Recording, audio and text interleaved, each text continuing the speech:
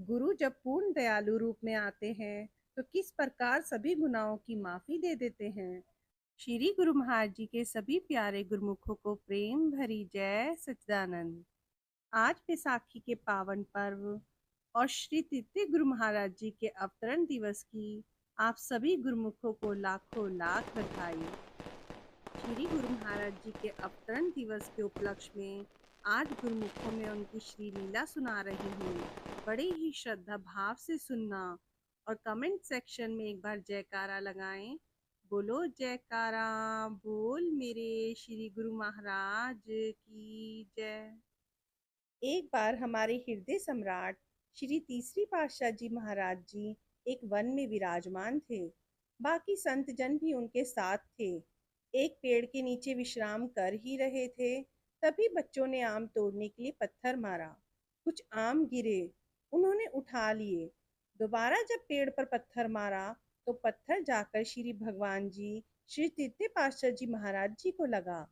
करुणा निधान सद्गुरु परम दयालु होते हैं, लेकिन सामने वाले जीव को जताने के लिए उन्होंने समझाने के भाव से बच्चों को अपने पास बुलाया और पूछा कि बच्चों क्या चाहते हो, क्या हो गया है, पत्थर क्यों मारा। बच्चों ने कहा, हमने आपको नहीं मारा था, हमने तो पेड़ से आम तोड़ने के लिए मारा था।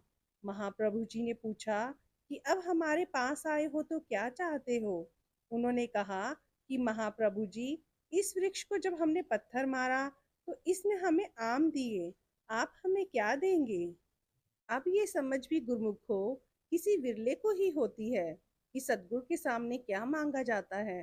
पता नहीं इन बच्चों पर क्या रहमत थी कि वे समझ गए कि महापुरुषों से क्या मांगना चाहिए।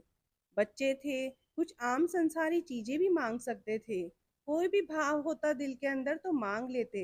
लेकिन गुरु महाराज जी की दया दृष्टि थी, क्या पता नहीं संगत का प्रभाव या कुछ और, वो तो वही जाने। लेकिन बच्चों ने कहा, महाप्रभु आप हमें क्या देंगे। जब उन्होंने गुरु महाराज जी पर यह बात छोड़ दी तो मेरे सदगुरु दाता दयाल जी अपने पूर्ण दयाल रूप में आए, पूर्ण सच्चिदा रूप में आए। पूर्ण ईश्वर जब दयाल रूप में आते हैं तो अपनी रहमत बरसाते हैं।